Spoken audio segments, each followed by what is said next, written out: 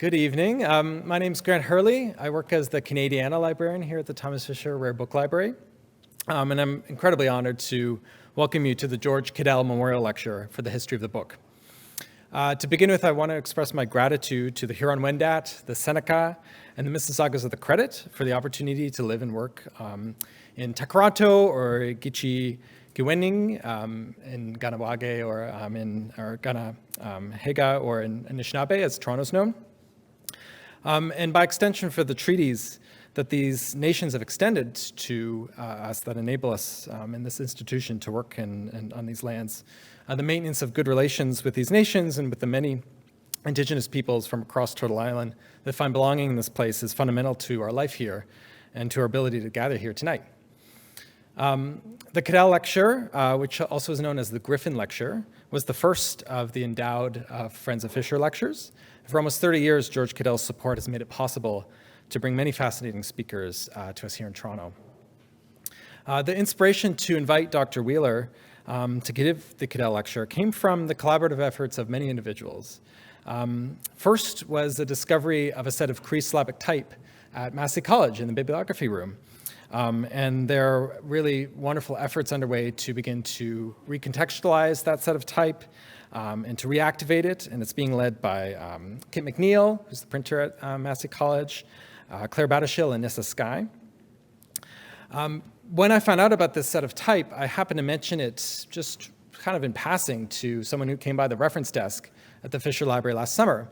And his name is Ali Kadir. He's a professor at OCAD and a graphic designer.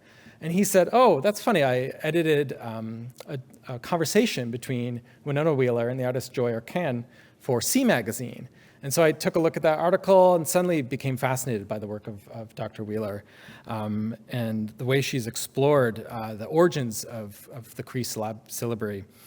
And last fall, I should mention as well, I attended a workshop hosted by my colleagues at Victoria College, looking into reactivating and redescribing the James Evans phones that are in their possession there. So there's so much work happening in this area right now, and it's really exciting. And I think Dr. Wheeler's work is a thread that kind of weaves all of this together.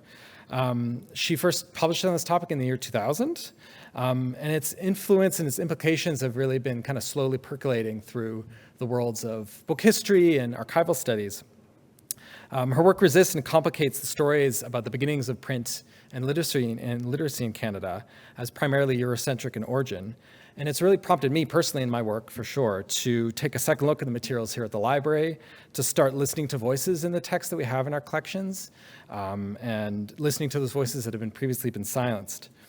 And I think it's also has a very positive effect in day-to-day in that we've been forming new positive relationships across campus and with community members working towards Indigenous Indigenous language revitalization. It's a really exciting time, I think, for researchers and knowledge keepers who are beginning to recover knowledge about Indigenous writing and other forms of recorded memory. And some of these extending to previous to the colonial encounter, essentially, which Dr. Wheeler, I think, will speak about tonight. And I think Dr. Wheeler's work, it predates these current efforts by many decades and has been a prompt for so much subsequent work. So I appreciate that, and thank you. I'll end my introduction by introducing Dr. Wheeler herself. So Dr. Winona Wheeler is a member of the Fisher River Cree Nation in Treaty 5 territory, while her family comes from George Gordon First Nation in Treaty 4 territory. A lifelong student of Indigenous knowledge, oral history, anti-colonial theory, and critical Indigenous studies, Winona has been teaching and publishing Indigenous studies since 1988. Most recently, she co-wrote the Indigenous Oral History Manual and is currently doing treaty rights research. And she is a mother and a grandmother and lives on a small ranch with her cats, dogs, and horses. So please join me in welcoming Dr. Winona Wheeler.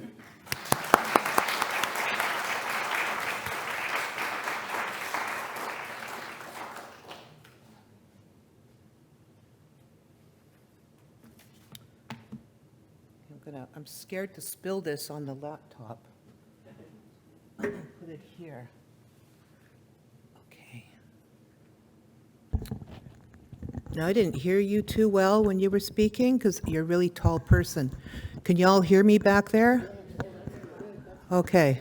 So I don't have to have my lips right on there. I can stand here normal. Okay, that's good. That's good.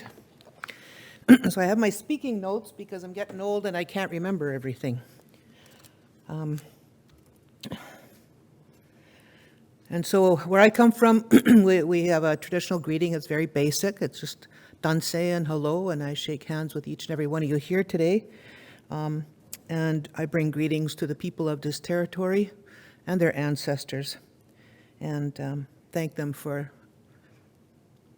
willingly or unwillingly sharing this land with us.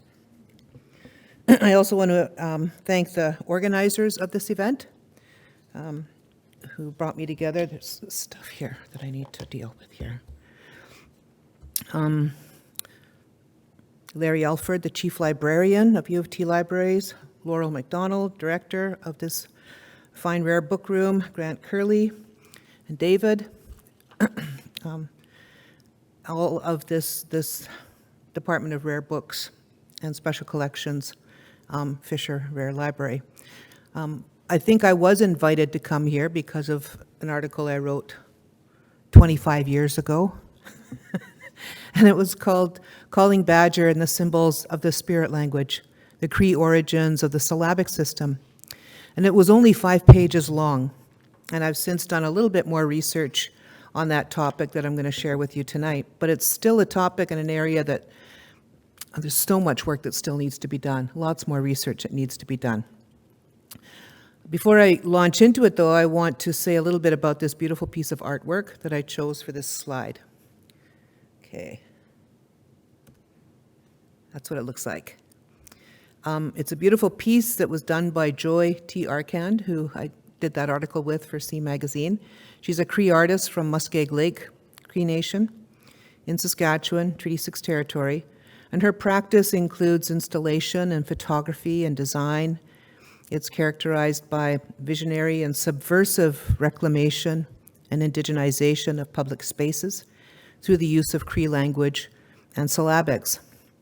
And this photo really stood out to me. This piece of art really stood out to me. So I got a hold of her on the email. I said, "Hey, Joy, tell me more about this." And this is what she wrote to me. She said, "Ekawayawikat Pakateyamo was created in solidarity with all Indigenous peoples defending our lands against colonial occupation, and to acknowledge that our lands are Indigenous, including urban spaces. This work continues my exploration of creating signage in nehiyawak, Cree language, and is a part of my ongoing research into the history of syllabics typography. The typeface," she says, "is called Cree Normal. It was designed in the 1970s. And by creating these objects out of time," she asserts, "I am reinserting our language into the landscape as if it were a part of history." What it translates to is never surrender. So to me, this beautiful artwork represents one more act of decolonization through reclamation. Not only does it represent Cree language and syllabic writing revitalization, but it also asserts the reclamation of ownership. And so it speaks loudly to the topic I'm talking about tonight. Next slide. There we go. So I'll begin by explaining, first and foremost, I am not a fluent Cree speaker, and my abilities to use Cree syllabics are extremely weak. I come to this research on the origins of Cree syllabics as an oral historian grounded in Indigenous studies. And I wrote that article 25 years ago as a historian. I was immersed in archival records and Indigenous oral histories, and I was weary, frustrated, insulted, sick, and tired of racist, colonial misrepresentations of my people's lived experiences. It's a challenge reading the writings of early missionaries because it's so demeaning. And the racist way they wrote about my people was so hurtful.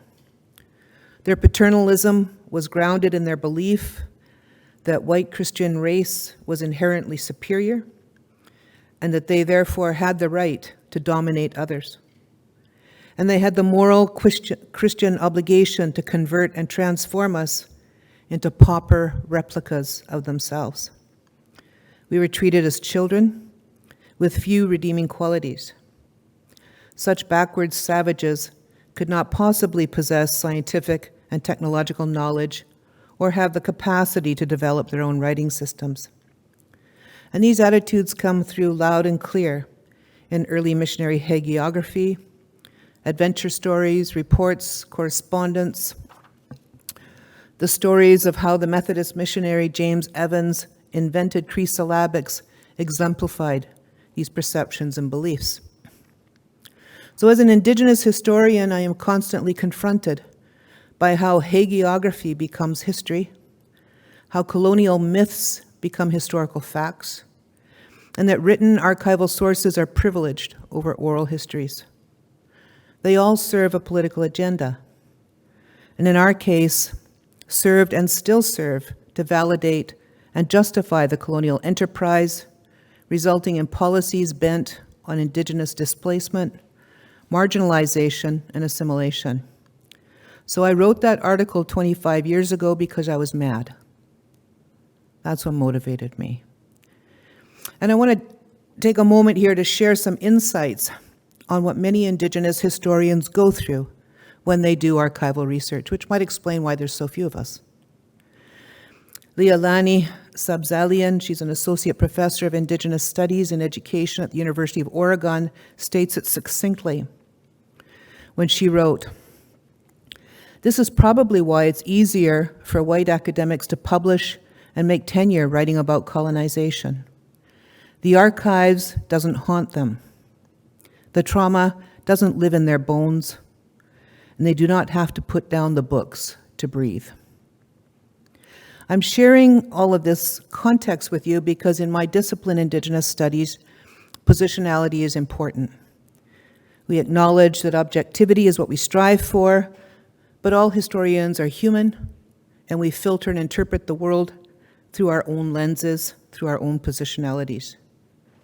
And I also want to make it clear that being an Indigenous historian is not easy work with what we have to deal with. So the Nehiyawak people, my people, translated as Cree people, were the first and for many years in Western Canada the only Indigenous peoples that had a written language composed of syllabic characters. Okay. And the written form of nehiyaw, the Cree language, can be found throughout our territories from present-day northern Quebec to northeastern British Columbia and south to Montana. The Cree syllabics noticeably arrived among our people in the early 1800s and were used extensively until its rapid decline during the Indian residential school era. It's now making a strong comeback in the K-12 Cree language classes in our reserve schools and in some urban areas as well. And there are even a few university courses dedicated to studying and utilizing Cree syllabics again. Boom. So the origins of the Cree syllabary has long been credited to the ingenuity and brilliance of the Reverend James Evans of the Wesleyan Methodist Church. Evans was an amateur linguist who spent around 7 years among the Anishinaabe people around Rice Lake and New Credit in present-day southern Ontario. It was during this time that Evans learned the Anishinaabe language, Ojibwe language, and he got to work developing written form. First, he tried applying Roman script to the language, and in 1837, he published some of his first translations using Roman orthography. He also had a spelling book printed for him in New York that year, and I actually got to see a copy that exists in this library this afternoon, which was really cool. I took pictures because I haven't seen one face-to-face yet. He had his spelling book printed for him in New York because the British and Foreign Bible Society rejected his proposal to get them printed for missionary work. At the same time, he was trying to develop a syllabary. But even with the lack of sanction and funding from the Bible Society, he carried on. Okay? He carried on with his speller, and he did some accompanying work. and it did not dampen his desire to work with modifying the syllabary that he was trying to develop. But it's important to know that he didn't work alone. He never worked alone. He was always surrounded by Anishinaabe interpreters and Anishinaabe missionaries out there, and they are seldom, if ever, credited for their contribution. But in August of 1840, James Evans and a party of Methodist missionaries were stationed at Norway House, Manitoba, present-day Manitoba, among the Muskego and nehiyawak, the Swampy Cree peoples. And according to the James Evans story, he built a handmade printing press, and he made ink out of mixing fine soot, or that black stuff in the lamps, with fish oil. And his first printing of the syllabary from a plate was in mid-October of 1840. That's like 2 months after he got there. And by November 11th, he printed 300 copies of the hymn, "Jesus, my all to heaven is gone." And in the following months, he printed several other hymns, the Lord's Prayer, and a small hymn book with 16 hymns. By mid-June of 1841, he had printed approximately 5,000 pages of material, and he continued to use his homemade press until the mission received a real printing press in the fall of 1845, but by then he was on his way out of Swampy Cree territory, heading back to England, where he passed away the following year.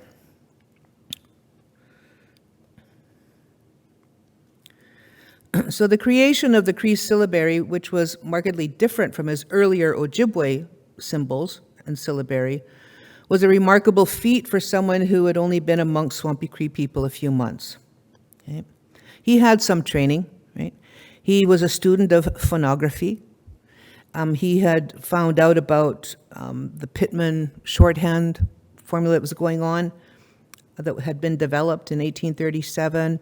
Thomas Lucas devised a writing system for shorthand, for embossing books. There was other things happening around the world that influenced him to no doubt at all. But his biographers claim that his accomplishments, upon which his enduring fame rests, was made possible by his fluency in the Ojibwe language, which allowed him to master Cree within a matter of months.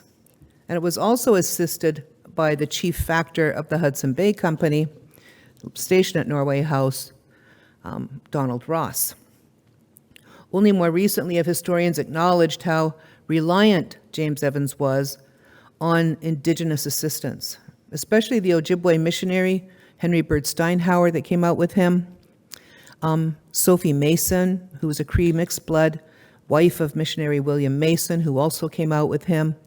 And there were also a number of other Cree interpreters that you seldom, if ever, hear about, including Thomas Hassel and John Sinclair, who were from the area and knew the area well because they'd been working in the fur trade, and so they had done a lot of traveling. So the great Canadian story of how Evans invented the Cree syllabary has endured for over 180 years.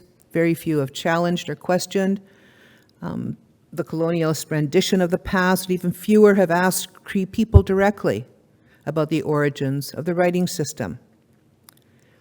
And I think a little bit about historical context around that time, 1820s to 1840s, is useful here, especially when trying to get a deeper understanding of the origins of Cree syllabics.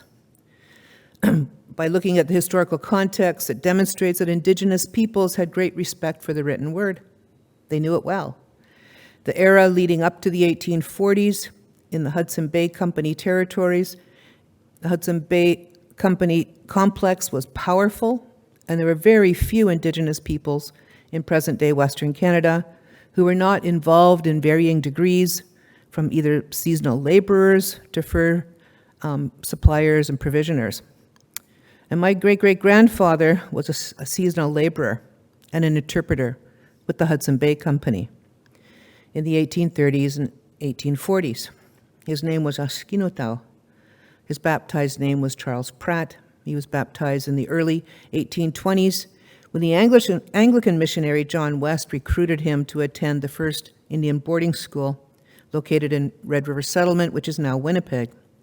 His people, the Young Dogs band of Nehiyawak, those are Cree Assiniboines, agreed to send him to school, to this Indian mission school, on the condition that he be returned when he learned how to read and write English.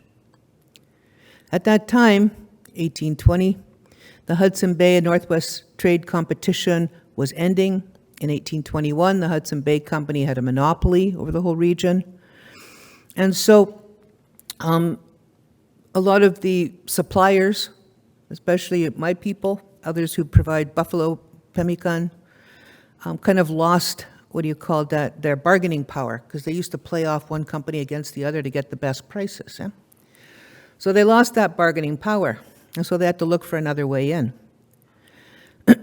So it's not hard to guesstimate, to believe that the one thing that Indigenous peoples didn't have that the company did have was the ability to read and write in English. Okay? What company clerks wrote in their debt ledgers, wrote in their purchasing ledgers, was always a mystery. It was inaccessible. Okay? And so that's the one thing Indigenous peoples didn't have access to, English reading and writing. There was also a Hudson Bay Company tradition of giving little notes to favored Indigenous trading partners. And they called them in Cree, Mêstanaskôwêw, which are little writings. And these little writings were basically an introductory note from one chief factor telling other Hudson Bay Company employees and factors, it was an introduction. This is our friend, a good friend. Make him welcome in your home. Give him a gift. And so those little writings, Mêstanaskôwêw, had a lot of power, right? They got you entry, they got you treated well, a gift of tobacco, a good welcome. So they were highly valued. And they were kept in little pouches for safekeeping. So the power of the written word was appreciated. It was seen as having use and value. Okay? It was deemed valuable, and that was one of the reasons why my grandfather's grandfather was sent to the Red River Indian Mission School to learn how to read and write in English. Okay? Now, just a little note that Cree syllabics became widespread, not just as a means to spread the gospel, but for Cree people communicating with each other all across the prairie provinces and into BC and Quebec, and for the Hudson Bay Company, and for government offices to communicate with Cree people. Okay? So back to the syllabic story. I get off track here. So as mentioned above, very little attention was given to seeking out Indigenous versions of Cree syllabics. A handful of anthropologists in the early 20th century were aware that Cree oral histories existed, but most disregarded these, again, in favor of the James Evans story. Anthropologist David Mandelbaum, who wrote The Plains Cree and did his field work in the 1930s, he chose to disregard it in favor of the James Evans stories, even though he recorded the origin story of the Cree syllabary from old Chief Fine Day from Sweetgrass First Nation in the 1930s. According to Fine Day, this is a shortened version because it's a really, really long story. Okay. According to Fine Day, a Wood Cree from northern Saskatchewan named Badger Call, or Calling Badger, died and returned to life with the gift of the writing from the spirit world. Old Fine Day's grandson, Wes Fine Day, told the story in more detail quite a few years ago on a CBC radio program, Morningside. Young Fine Day the Younger explained that Calling Badger came from the Stanley Mission area, and he lived 10 to 15 years before his grandfather's birth, Fine Day's birth, in 1846. On his way to a Sacred Society meeting, one evening Calling Badger and two singers came upon a bright light, and all three fell to the ground. And out of that light came a voice, speaking Calling Badger's name. And soon after, he fell ill, and the people heard he had passed away. During his wake 3 days later, while preparing to roll him up in buffalo robes for the funeral, the people discovered that his body was still not stiff, like a dead person's body should be. So against all customs and tradition, the people agreed to the widow's request to let the body sit one more night. The next day, Calling Badger's body was still not stiff, and so the old people began rubbing his back and chest. And soon his eyes opened, and he told the people he had gone to the fourth world, the spirit world. And there the spirits taught him many things. Calling Badger told the people of the things he was shown that prophesied events in the future. Then he pulled out some pieces of birch bark with symbols on them. These symbols, he told the people, were to be used to write down the spirit language and for the Cree people to use to communicate amongst themselves.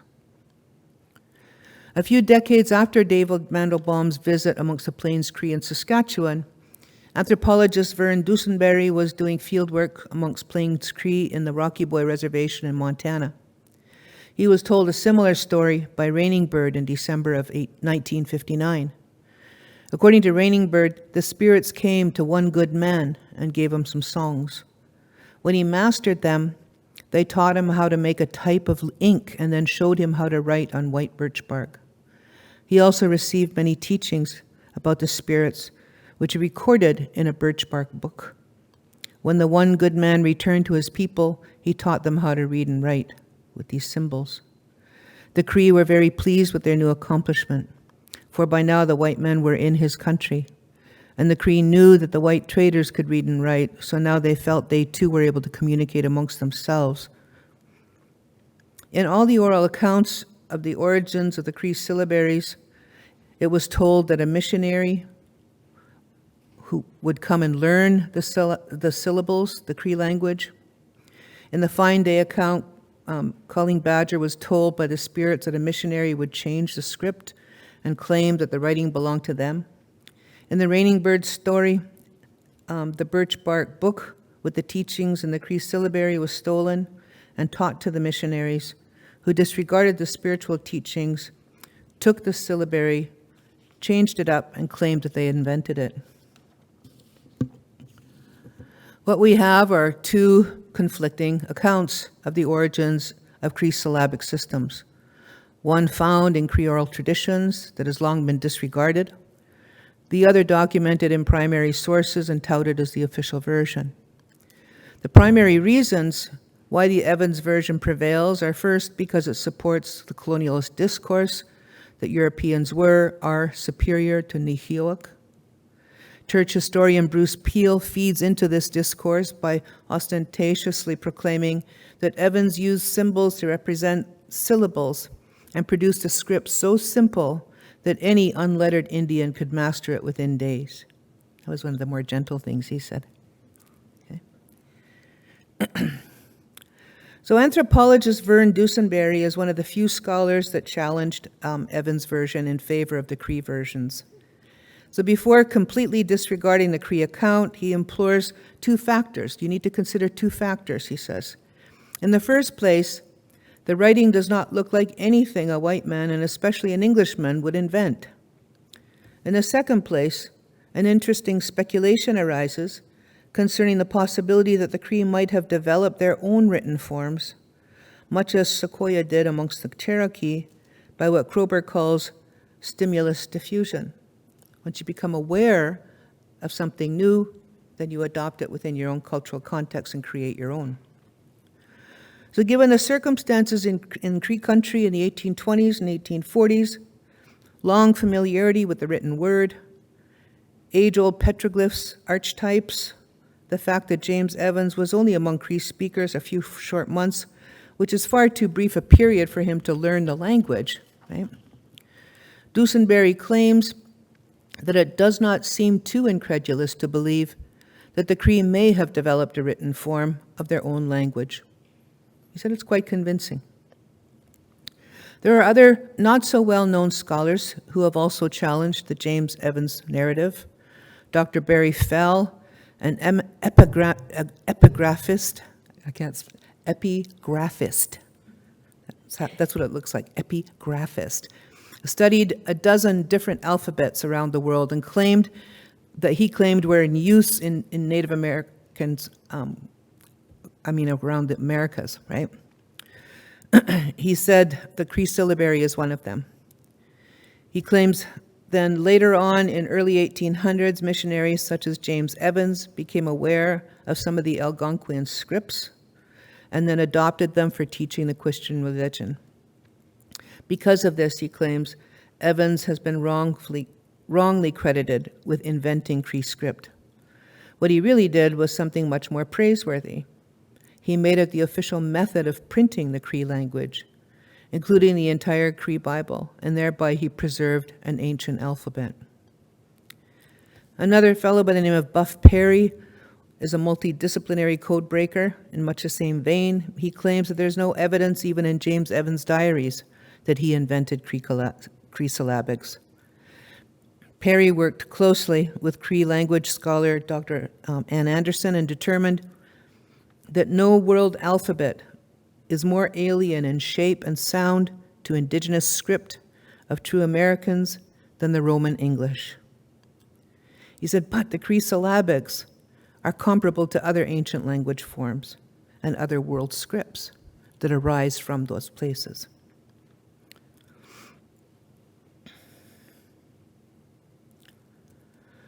What is less well known, however, is the sacred meanings found in the syllabary that James Evans and other non-Indigenous scholars may not have known about, or if they had, they disregarded.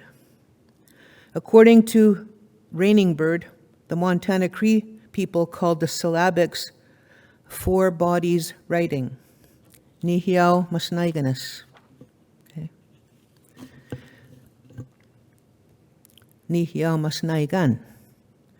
The complete translation of nehiyawak is not Cree, because Cree is an anglicized term from the French word Christiano. In our language, nehiyaw is the four worlds people, the four-bodied people. And it comes from the creation stories of how human beings come to be on this earth and their roles and responsibilities. In the Raining Bird story, the man who received the gifts of syllabics from the spirit world was named Huntingberry Tree, and syllabics came with songs. Another Montana elder, Walter Denny, wrote a little book called Stories from Our Old Ones, and he explained that each symbol in the Cree syllabary rotates the way that they do because they represent the four sacred directions and they embody teachings. The Cree syllabary is unique in that it consists of a series of triangles, angles, and hooks of various configurations, each of which are mirrored in four directions. Each symbol depicts syllables rather than individual sounds, and to these are added a number of accent characters that represent terminal consonants and vowels. Dan Cardinal is a dedicated Cree language instructor and an advocate, and he explains, this is a quote from him, "The Cree language is the essence of our culture. Our language is a beautiful language. It is a spirit language because we do everything in fours. There are four directions, four seasons, four cycles in your life. Everything for us pertains to Mother Earth and Father Sky because we are all connected. We as human beings are connected to the earth, the land, the animals, and everyone has a purpose to this world. That's the essence of our language." Another Cree language scholar, the late Roseanne Houle from Saddle Lake First Nation, Treaty 6, Alberta, created this syllabic star chart in the 1970s.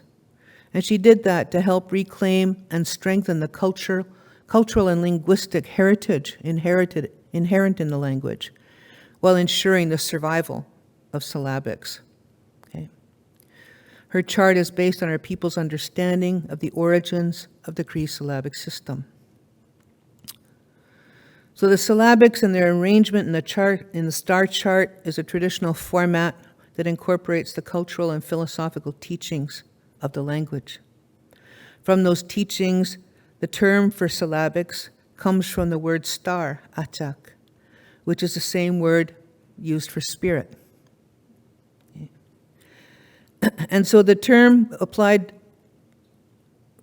to the syllabary, some people say it means spirit marker, right? From the word achak, which is spirit, and related to the word achako, star. So the James Evans story of Cree syllabics has existed for a very long time, and is being slowly critiqued by a handful of scholars and by traditional knowledge keepers who keep the old stories alive. The colonialist tendency to disbelieve the ability of Indigenous peoples to create remarkable things and engage in brilliant intellectual pursuits, right, and accomplishments are increasingly challenged as we learn more from Indigenous oral histories and we learn more about Indigenous knowledge. We still don't have the whole story on the origin of Cree syllabics. We don't have the complete sacred stories, not all of them, and we don't have all of the potential oral history accounts. All we have is what's been recorded and made available to us. But just as important as what little we have right now are the stories from the descendants of those Cree and Anishinaabe people who helped James Evans standardize the syllabary and create and print the written texts. And those stories have not been publicly told yet. The families have not shared those publicly yet. I believe that we will find that all these stories intersect at various points, that they are all part of a big story, and that the standardization of the Cree syllabary may well have resulted from many intersections. And that's all I can say about that so far. So I'm open to questions and discussion, please.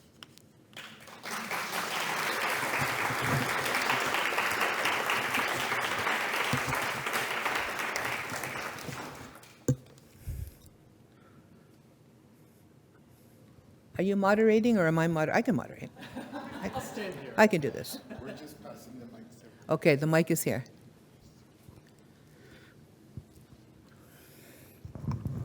That was fascinating.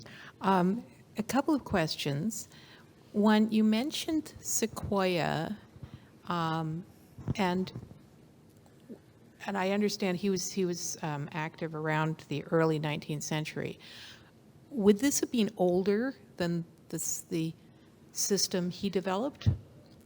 Is it, when does Sequoia come up with the I think Cherokee? it's it was- like, Yeah, so it would have been before the Cree syllabary became publicly known. Okay. Sequoia worked so hard on that system. My gosh, how many letters are in that system? There's way more letters in the Yeah. Cherokee syllabary than there are in the Cree. Yeah. and just one other question. Because all of these diagrams are keyed into English sounds, are there sounds in this language that don't exist in English? Probably, yeah. Because there's some that are missing. I mean, I don't see the letter D anywhere. and Well, they're things not like that. missing in But Cree. they're They're yeah, well, just no. too much I mean, in there are English. things. There are English letter. I mean, in terms of sort of a kind of overlapping Letters, yeah, circle, that there are don't things exist. that exist in English Yeah. that don't exist in Cree, and there are Yeah. probably things that exist in Cree, but because they've all been keyed into an English translation, I wonder if there are sounds that just We don't don't- have yeah. F, we don't have L, yeah. for one thing. Really Yeah, those- interesting, yeah. we don't But there need must, them. but you must have other things that we don't have. Yeah, we got, There we are. Huck. Yeah. It's a HK that kind of, Yeah. it's not a huck, it's a huck. Right? Yeah, we got a few different sounds. Okay, thank you Yeah. very much. And they're represented pretty well, really well in the syllabary as Yeah, well. they would be. Yeah, they would be, yeah. Yeah. Thank you.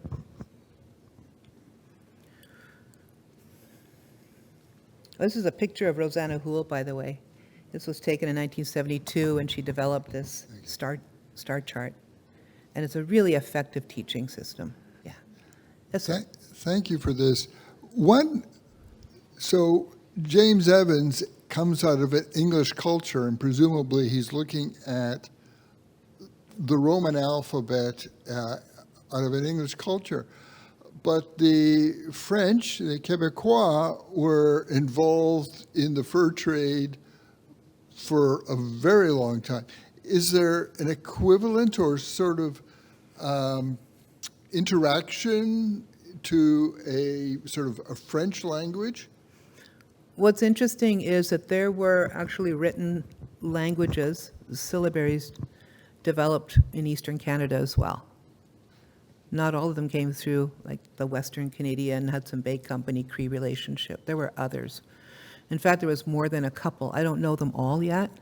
We just don't hear about them very much. Like the Mi'kmaq, for example, had their own written language, syllabaries. And that may have been influenced by the French. I'm not sure. I haven't studied it. But the French were in Western Canada but didn't have as strong a presence as the English, right? So they didn't have that kind of long-term relationship with communities. Yeah. So as far as I know, there isn't something similar in Western Canada. Okay. Yes. The Inuit have a syllabary too, but I don't know how similar it is. It's very similar. They scarfed ours. I thought that Danish missionaries had something to do with that. Yeah, they had some influence. Oh, they but picked it up. Yeah, but their syllabary is based on the Cree It is. syllabary. Yeah. This Cree syllabary served as a foundation for many others, especially Algonquin-based language groups, but it's really cool to see that the Inuit have that beautiful syllabary as well. Yeah. Are all of these read left to right or right to left or mixed? These ones are left to right, Are there any that are right to left? not amongst the Cree. Yeah, not amongst the Cree that I'm aware of. Yeah.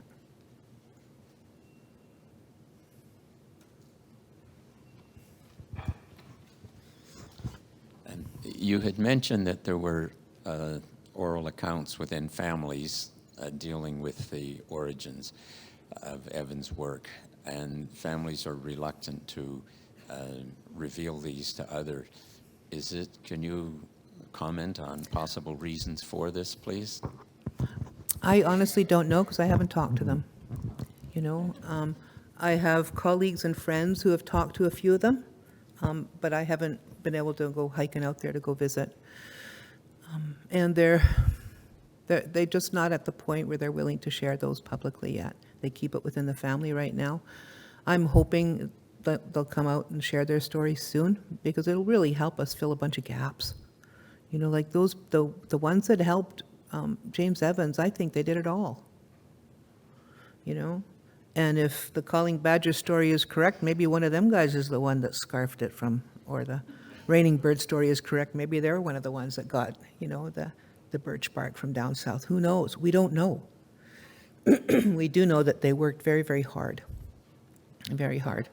And we also know that James Evans relied on interpreters the entire time he was there, so he wasn't a fluent speaker.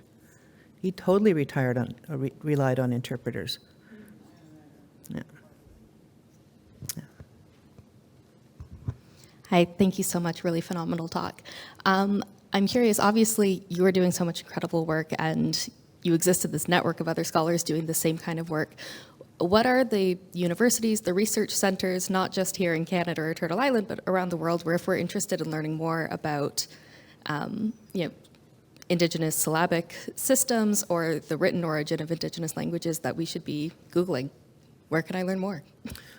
Well, we were just talking about this earlier. I mean, Chicago, for example, in the U.S., the Newberry Library has one of the original 1841 leather-bound Cree hymnals.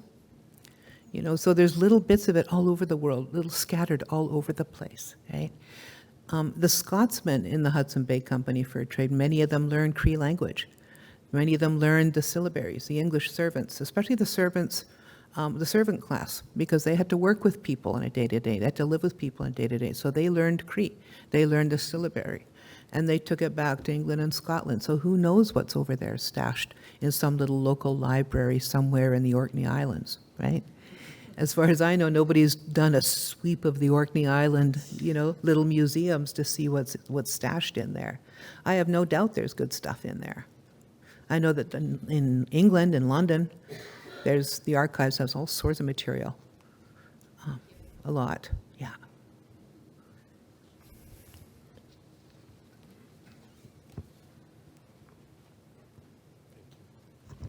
Thank you very much. Can everybody hear me? Because sometimes I can't hear the people who are asking the questions. Can you hear me? First of all, I'm very interested in how you got interested yourself in this subject, but did you know that at the University of Guelph in Ontario, there's a Scottish Languages or Scottish Studies Foundation, and that they have Orkney stuff there. And my relatives are from Orkney. They're from Westray. And there's quite a lot of stuff, as you say, stuffed in those little islands north of the north coast of Scotland.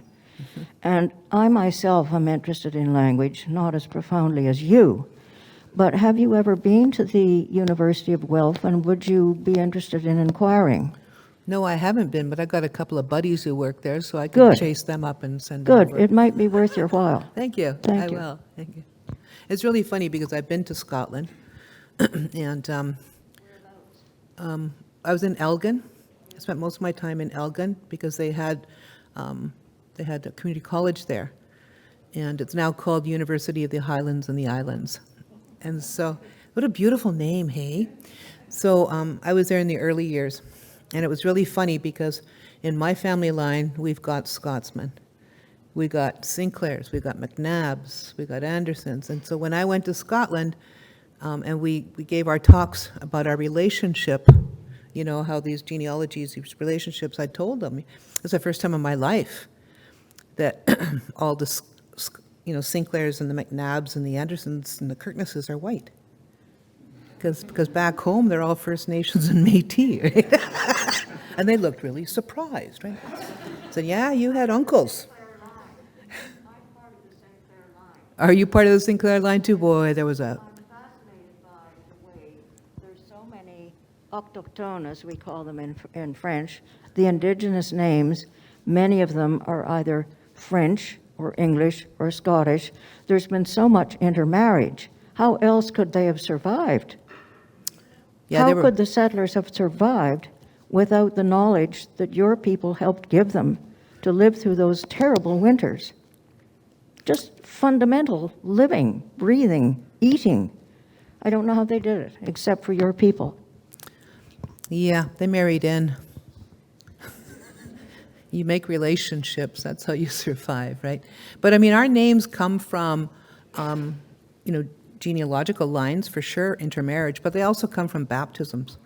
So I know a large number of people who were baptized Anderson that don't have any genealogical connection to the Andersons that came over in the fur trade. So it's really hard sifting through those that came through those Scottish lines and those who were just given names at baptism time. Like my great-great-grandfather was baptized Pratt. We didn't have any Pratts in the fur trade, right? He was named after Josiah Pratt, who was a secretary of the Church Missionary Society. That's the name he got. And so now there's clans of Pratts, and they're all First Nation members at George Gordon's and Muscalpeting and other reserves in present-day southern Saskatchewan, but no genealogical link. Yeah. Oh, we get off topic easy, huh? Hi, my name is Roma. I'm actually from Treaty 6, Saskatchewan, University of Saskatchewan alumni. Thank you so much for your talk. Just so you know, we have a row of researchers here all working on this similar topics. And I work at the E.J. Pratt Library, I think Grant mentioned it, and we do have quite a bit of material. So I wouldn't, we're very happy to talk more about that. But yeah, we're working with three Cree women in Manitoba to look more at the Norway House connections to those. The oral history, are they from Norway House area? They are, Oh, awesome. but we're just getting to know each other a little bit. But also one thing you might be interested in is we actually have the font types. The what? The actual pieces of type. Oh, yeah. I don't know if you want to say anything. Laura's shy. Anyway, we can maybe talk more about it at another time. For sure. But yeah. That's exciting. Thank you. Yeah, we've been trying to connect with you, so I'm happy that you're here. Yeah. Well, I'm really glad people are doing research on this because I'm not a linguist. You know? So I'm coming at it as a historian only, so I don't have any kind of linguistic analytical skills, you know. I don't have the kind of background that's needed to really thoroughly understand syllabics at its deepest nature. So it's exciting others are doing work as well. Yeah. Just back to the syllabics, because surely it has to be more of an indigenous system, because thinking and writing in syllables is just not how the Western mind works. We think of letters and spelling. We don't think of what I call speaking in syllables. So it just would lean more heavily in my mind to an indigenous development, I would think. Well, it's interesting because when you're learning Cree as a kid, your parents and grandparents speak to you in syllabics, or in syllables. Pe, pun. You know, that's how they speak to you. So if you're a missionary and you're seeking to learn the language, they would have talked to him in baby talk, and they would have spoke to him in the same way.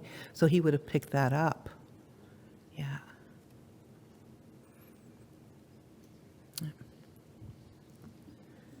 Do we have other questions?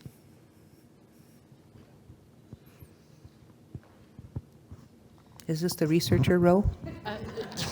We're all from Victoria University Library. Oh, right on. This whole row. I love that library. I'm interested in this star-shaped graph that Rosanna figured out.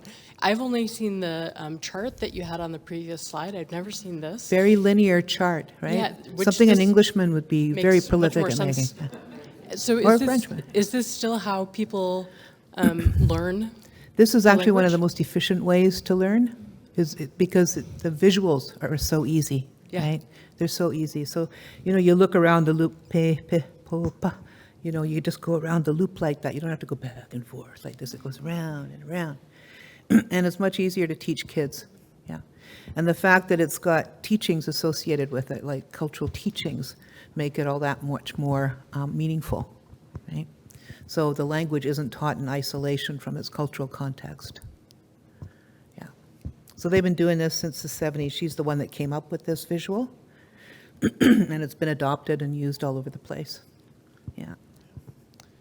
On that note, I have a question for you. I'm interested in what you see the role of syllabics within the larger context of language revitalization for Cree, right? So, I mean, you can read many texts in Roman orthography in Cree, and we have children's books at homes in Cree. But how does the syllabary fit, do you think? And what's the advantage of using it? I think the syllabary should be the first reading that kids should do. Because you have to be an English linguist to understand the Cree orthography, because it's all based on linguistic approach, right?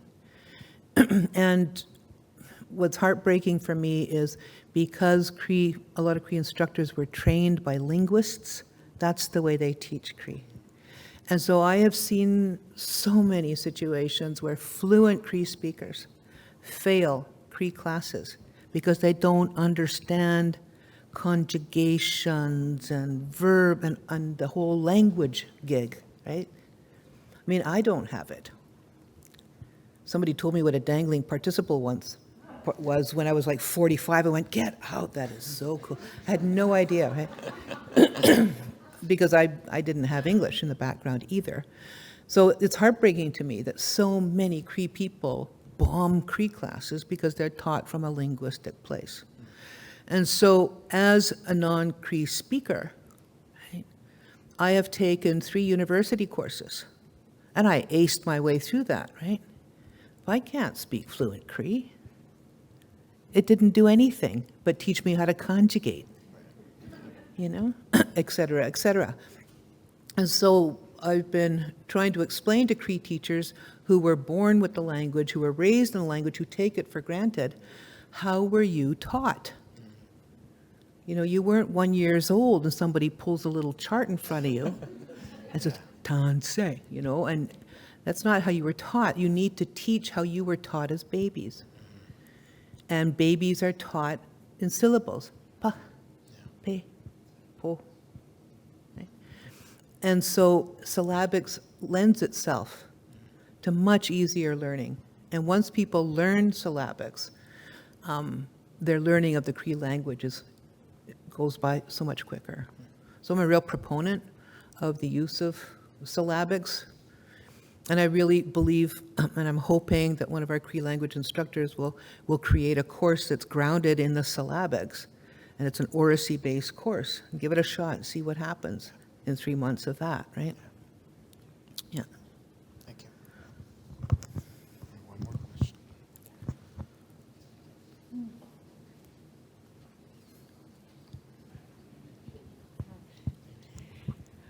I've been thinking about how your essay, when one looks up the origins, is one of the big ones that comes up. So in a way, it's kind of correcting history and, thinking about who are the people who were published and who are writing the histories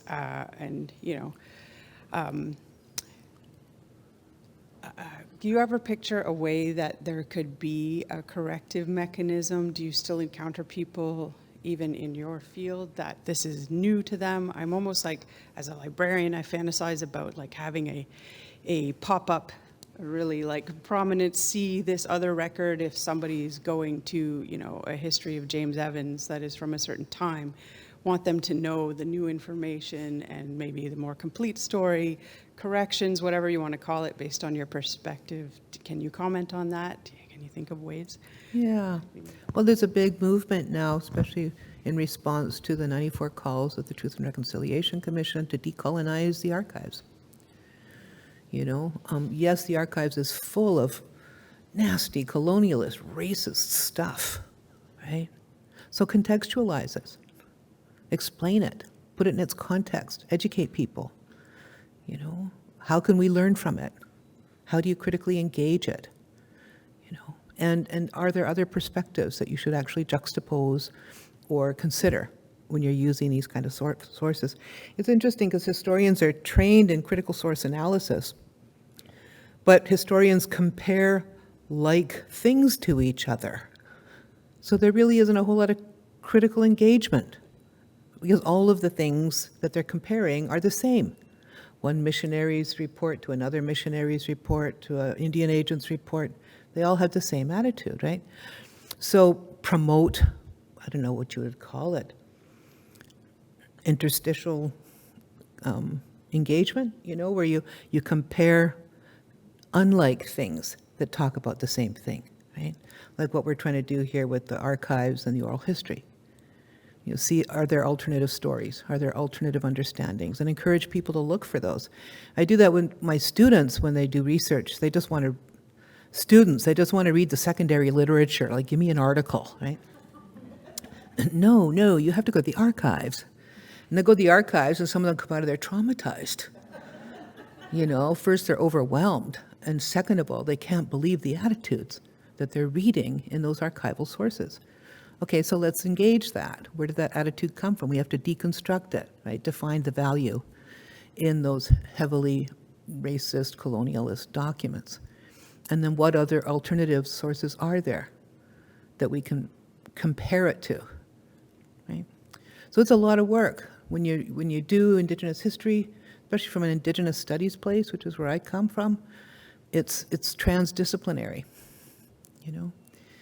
and it's as close as we can get to a holistic approach to knowledge acquisition, because in our world, you didn't separate politics from religion, from social systems, from biology and science. They weren't separate, distinct, discrete disciplines, because that's not how the world operates.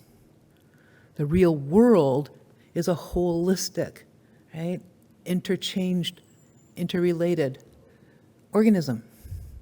And so that's how, around the world, oral-based societies view the world.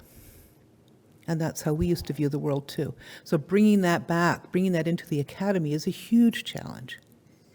And it's something we've been doing and striving to do in Indigenous studies for a few decades now. Yes. One more? I think anyone who's spent an entire career or part of a career in academic institutions realize that one of the big things is money. Are there granting agencies that are quite openly receptive to the kind of approaches that you're suggesting, or is it still extremely difficult to get the money that's needed to do research? Well, I'm happy to say that the Social Science Humanities Research Council in Canada has become very, very open-minded and really supportive of community-engaged research projects.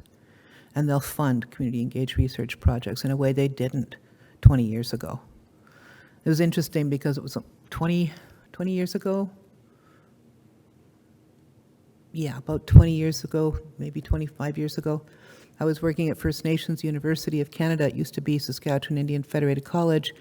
And SHRC contacted us, and they said they wanted to meet with us because they've discovered that Indigenous scholars aren't applying for SHRC grants. And they wanted to have a discussion about that.